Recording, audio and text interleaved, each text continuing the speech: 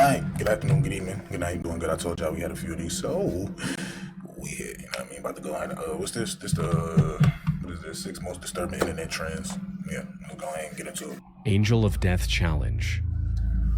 On June 3rd, 2022, an 18-year-old teen tragically passed away after falling in front of a truck in Tangerang, Indonesia. However, what made this particular incident stand out among the dozens of traffic-related deaths on Indonesian roads every day was that this was not an accident. Instead, this was the result of one of the most disturbing internet trends that was sweeping the country during this time. It had actually started back in 2021, but exploded in popularity in mid-2022. The trend was called the Malaikat Maut Challenge, or the Angel of Death. So this is like their version of like NYC version, and the little niggas like subway surfing and shit, jumping on top of the trains and all that type of dumb shit. It's like their version of that stupid shit. Why? For what? It involved TikTokers, mainly teenagers, playing a game with oncoming traffic, particularly loaded trucks. Their goal was to run out onto a busy street in front of a truck, hope it stops before hitting them without flinching, and post the video of the stunt online. But completing this dangerous challenge successfully was a lot harder than many of its unfortunate participants realized. Most of them jumped onto the road as the truck got extremely close, giving the driver virtually no time to notice them and apply the brakes. But even when drivers had enough time to see the kids performing these stunts, they still couldn't slow down in time to prevent tragedy. Trucks usually carry heavy cargo, and that weight doesn't stop on a dime. The heavier the load, the longer the braking distance, sometimes stretching dozens of meters even after the brakes are fully pressed. So by the time the drivers reacted, it was already too late. Not to mention the fact that this trend was also putting the truck drivers at risk, both physically and psychologically. For one of these cases, involving a 14-year-old participating in this challenge, the driver fled the scene, likely out of fear of facing criminal charges. If he had instead stopped and cooperated, the footage the teenager's friends captured for TikTok would have proven his innocence. But by running away, he turned himself into a hit-and-run suspect, potentially jeopardizing his job and even his freedom depending on the charges he received.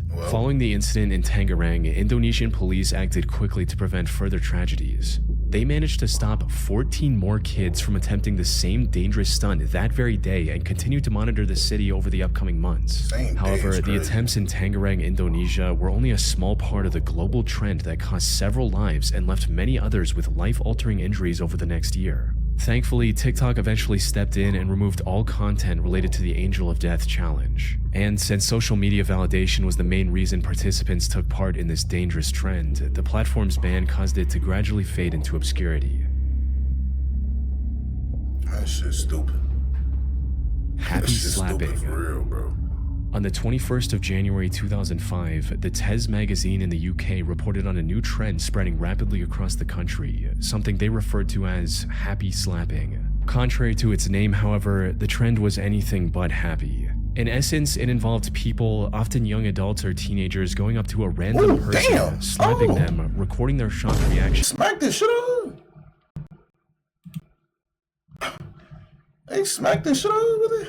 However, the trend was anything but happy. In essence, it involved people, often young adults or teenagers, going up to a random person, slapping them, recording their shocked reaction, and then sharing that video with others. Personal camcorders and phones with cameras were becoming a lot more accessible during this time, allowing the attackers to record their crime and share it as something funny.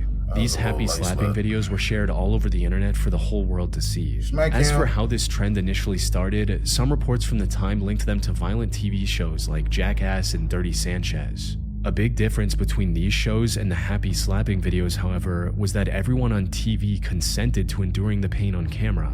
The people filming happy slapping videos, on the other hand, usually targeted complete strangers and bystanders for what they perceived as social clout. As a media expert from that time explained it, what we see the kids watching these shows doing is thinking, well, maybe I could stage my own scenes of pain and humiliation along these lines. Then with happy slapping, people are drawn in as random victims rather than the kind of voluntary performances we get in the shows that are being copied. I think happy slapping has become a shortcut in the eyes of the slappers to fame and notoriety among the people who see the images circulated on the web or sent to them via their mobile phones. And while that was already bad enough on its own, things quickly took an even darker turn. As time went on, the recordings became increasingly violent, likely in an effort to outdo one another and stand out in the sea of dozens, if not hundreds, of similar videos. Things went from humiliating but physically harmless slaps to coordinated attacks resulting in permanent injuries. Damn. One of the worst cases of this happened on August 31st, 2009 in South London. A 67-year-old retired care worker named Ekram Haq left the mosque on Church Lane in Tooting, England after the evening prayer, where he was then approached by two boys, 15-year-old Hamza Lazai and 16-year-old Leon Elcock, wanting to make a... Now, why y'all young niggas choose that old man out of every... Nah, bro, let's go back. Look at... Y'all chose this old... Y'all chose to slap on this old nigga out of everybody. Out of everybody.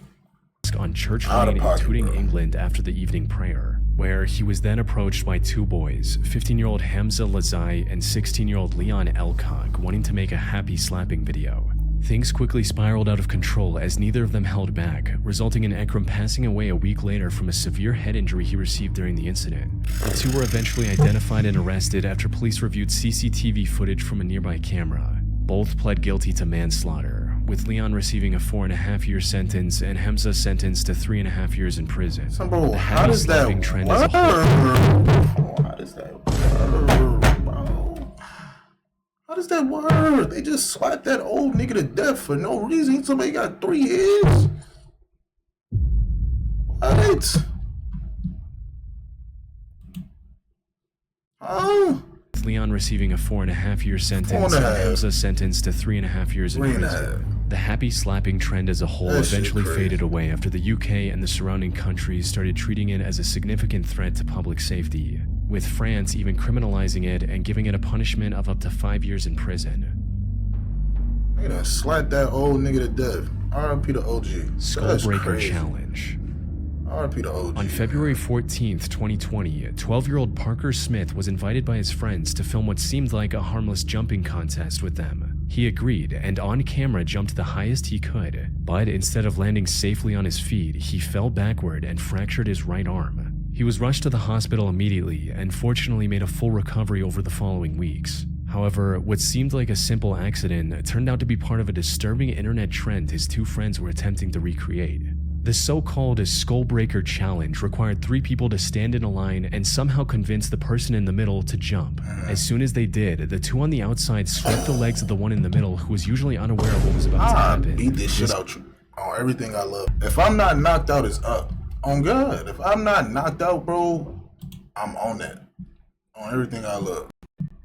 What? Disturbing internet trend his two friends were attempting on everything I love, I'm on that. The so-called Skullbreaker Challenge required 3 people to stand in a line and somehow convince the person in the middle to jump. As soon as they did, the two on the outside swept the legs of the one in the middle who was usually unaware of what was about to happen. This caused them to fall backward, usually on their head, which is where the trend got its name from. Bro. It started earlier that year after a video of 2 students from Spain doing it on their friend went viral on social media platforms like TikTok, prompting countless imitators to try and recreate its success. Yeah, look at his mans, as you might imagine, look at his mans though. Like, look at his mans right here though. He look like he having a good time too. He got his arms in it. He look like he really kicking though. Like, he really look like he put his damn like. Yeah, we gotta fight. We gotta fight, and I don't fuck with you after that.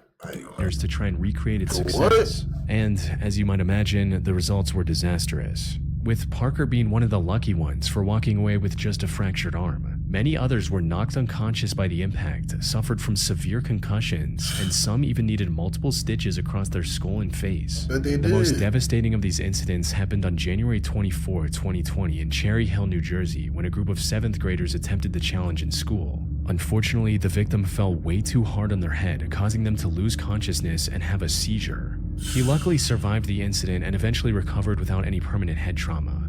However, his initial condition was bad enough that authorities arrested the other 2 13-year-old boys. They were charged with 3rd-degree aggravated assault and 3rd-degree endangering an injured victim since the harm they caused was mostly intentional. Now, I wasn't able to find any reports on whether the charges were dropped or not, but even if they were, being arrested for attempting a dangerous internet challenge goes to show just how dangerous it can be. TikTok also stepped in and banned all videos of this challenge on their platform. Unfortunately, once something is on the internet, it never truly goes away. As evident from two girls finding videos of the Skullbreaker challenge, attempting it on one of their classmates, injuring them, and getting charged for it in November 2022, more than 2.5 years after the original fad ended. Fortunately, there haven't been many reports of kids getting injured because of this challenge ever since. Kia Challenge. Near the end of 2020 and throughout 2021, authorities in Milwaukee, Wisconsin noticed a significant increase in car theft. What made this even stranger was the fact that the majority of these stolen vehicles were either from Kia or Hyundai, with theft of these particular cars doubling or even tripling in some areas compared to previous years. Nah, that young nigga funny as shit for that. Buddy funny as shit. So he got the Santa hat on. I still got the Christmas cap. I still got the Christmas kufi on. Nah, twin funny as shit for that. Vehicles were either from Kia or Hyundai, with theft of these particular cars doubling or even tripling in some areas compared to previous years. However, before investigators could determine the cause of this surge, the situation spiraled beyond their control in ways they could have never expected. Put simply, stealing Kia and Hyundai cars became an internet trend called the Kia Challenge. It began on July 12, 2022, when a video captioned "Kia Boys" went viral for demonstrating just how easy it was to steal Kia and Hyundai cars manufactured between 2011 and 2021. All a thief needed was a screwdriver and any regular USB cable, since the connector just so happened to be the perfect size and shape to jumpstart the vehicle. This was a major hardware-level security flaw in dozens of car models, and there was no permanent way to fix the problem either. Now, the original Kia Boys video was eventually taken down by TikTok, but the information was already out there and it already sparked the Kia Challenge. Teenagers across the US started breaking into Kias and Hyundais and posting their stunts on social media to participate in the challenge. While the stolen cars caused a massive financial burden for hundreds of innocent residents, the real danger of the Kia Challenge came from what many of the thieves did once they had taken control of the vehicles. Since many of them had no intention of actually profiting off the stolen cars and were only doing it for the internet, they began taking the cars for reckless joyrides around town, putting their lives and the lives of everyone else on the road in extreme danger. One of these joyrides led to a stealing cars to just go crash for no reason is insane. Like they dead ass was stealing cars just to go tweak out and crash. But yeah, let's go steal a car and just drive this bitch around till we crash. Fuck it. Ain't nothing else to do. Just go steal a car and crash it. Their lives and the lives of everyone else on the road in extreme danger. One of these joyrides led to a police chase, which eventually ended with the out-of-control car slamming into the concrete barrier and the teenagers who stole the car trying to flee on foot. The most disturbing of these incidents occurred in Buffalo, New York in October 2022, where a stolen Kia ride ended in a fatal crash, taking the lives of 4 teenagers. In total, the Kia Challenge resulted in the loss of 8 lives before the disturbing trend was shut down by TikTok and other social platforms. Kia and Hyundai also had to settle a class action lawsuit for $200 million over the dangerously lax security in their cars. Car surfing. Car surfing, or riding on the outside of a car as if it were a surfboard, has existed as a trend long before modern social media was even a thing. Definitely. It started gaining popularity in the early 1990s, compelling teenagers and young adults to speed down the highway while precariously balancing themselves on top. Today, most modern cars don't have much to hang on to on the outside to improve. Not gonna lie to you, as a young nigga though, this shit always did used to look fire. I used to be, as a kid, bro, I used to be like, man, I could do that shit, bro. I ain't gonna lie. But now it's like, hell no, fuck no. But as a little kid, bro, I used to be like, man, I used to want to try that shit. I ain't gonna lie to you. We ain't on that. Modern cars don't have much to hang on to on the outside to improve aerodynamics, which makes this already high-risk activity even more deadly. It only takes one small slip for even the most daring car surfer to fall into the road. Something that's evident from a 2008 CDC report, which revealed that 58 people lost their lives while engaging in car surfing, and 41 others were severely injured since 1990. Unfortunately, the rise of social media and the desire to go viral with outrageous stunts have only driven that number higher ever since. Most recently, in May 2023, a 16-year-old boy tragically lost his life while car surfing out the back window of a car when the vehicle lost control and rolled over. He would have almost certainly kept his life if he were in his seat with a seatbelt. Sadly, the car surfing trend is just as alive today as it was 3 decades ago, and shows no signs of fading away anytime soon. Nigga said that whole rolled over, bro. Blackout Challenge. The Blackout Challenge has existed long before social media. The goal in this challenge is to achieve a brief high that comes from cutting off oxygen to the brain by intentionally suffocating until you lose consciousness. However, while many assume that blacking out from lack of oxygen is perfectly safe in the long run, that couldn't be further from the truth. The rewarding high in this challenge is in reality a dangerous form of cerebral hypoxia, where brain cells are deprived of vital oxygen. This can lead to seizures and hemorrhages. Even if someone survives the challenge seemingly unharmed, depriving the brain of oxygen for just a minute can cause permanent, irreversible damage. This can affect memory, reasoning, and other critical cognitive functions in the long run. The line between a fleeting, dangerous thrill and irreversible tragedy is terrifyingly thin, and once consciousness is lost, there is no way to control the outcome. Not to mention the very real risk of the person never waking up again. Unfortunately, many who try to recreate this challenge are completely unaware of these dangers, resulting in 82 people losing their lives between 1995 and 2007 alone.